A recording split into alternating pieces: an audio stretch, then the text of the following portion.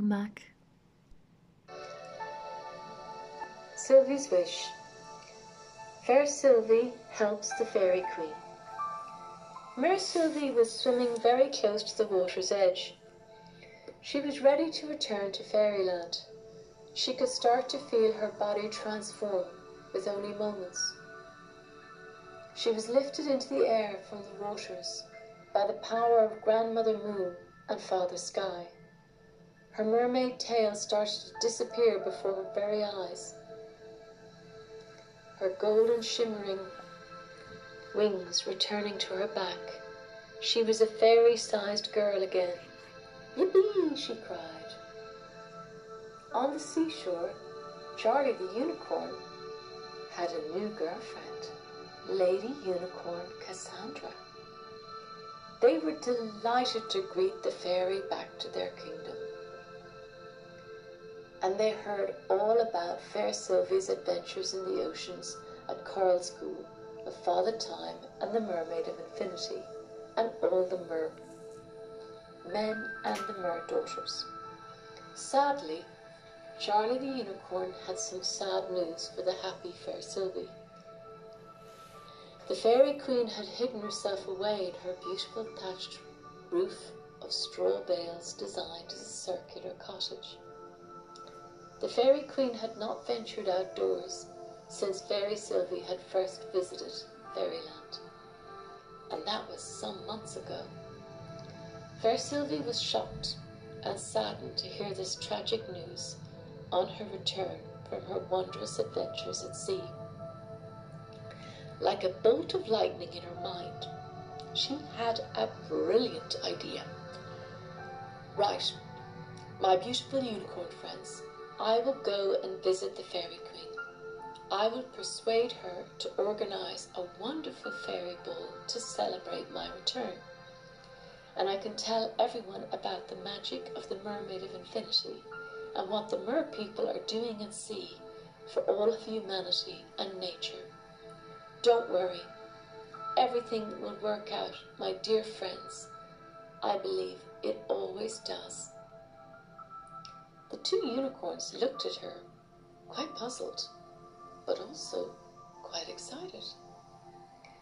Faersylvie knocked upon the pretty red cottage door. The Faerie Queen answered, and she looked sad. It felt to Faersylvie as she walked around the cottage. At one time, there must have been an awful lot of love in the Faerie Queen's cottage. The Faerie Queen explained the truth of what had happened to the Faerie King. He had wanted to enjoy life as the human men do, and he had gone. He had gone into the body as a spirit to become a wealthy businessman called Mr. O'Loughlin. A strange greed, lust, and a newfound human power had now taken over him as he was trapped in this human body. The sad fact was, the longer that he stayed in the man's body, he could be lost forever. The fairy girl Faersylvie lifted the Faerie Queen's spirits and reminded her that they were all entering a new time of peace and love in fairy, merfolk, and human history.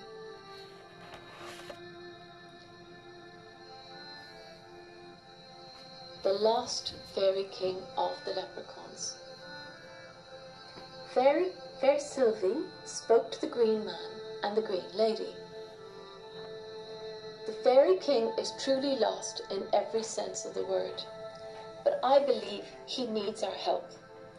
I don't know why, but I just feel with the help of the sacred animals, we can help to break this dreadful spell he is under. The Green Man and the Green Lady were stunned, but they had to trust and believe that what she was saying may be true. The Green Lady called upon the Lioness of Courage of the South and the mystical Tigress of the East. The Green Man called upon Mr. Stag of the North and the wise Mr. Eagle of the West. Father Sky magically opened up the skies above. He lifted all the sacred creatures up upon a cloud. They settled in for their journey ahead. Mr. O'Loughlin was currently one of the wealthiest men on planet Earth. One thing he did find strange was that no woman on Earth would fall in love with him. He sat alone at the departure lounge of JFK Airport in New York City, waiting for his flight. He noticed a funny-looking pen in a little shop close by. He felt as if the eyes of the pen were staring at him. This magical pen had a smiling face with bright red hair. It was the shape of a little man wearing a tall hat decorated with a shamrock. The pen's centerpiece had the face of a leprechaun. The shop assistant smiled at him as he was looking at the pen. Oh, that pen. That pen you hold may represent the lost king of the leprechauns. You know, it's so sad. Boys used to love buying them, and they used to love learning all about the leprechaun stories. Yeah, well.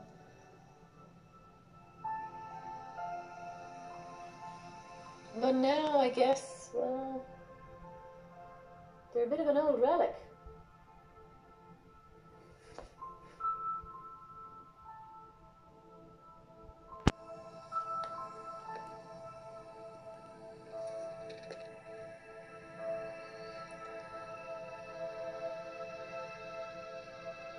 It was like as if he had gone into a space and completely zoned out on what the lady was saying. She interrupted again.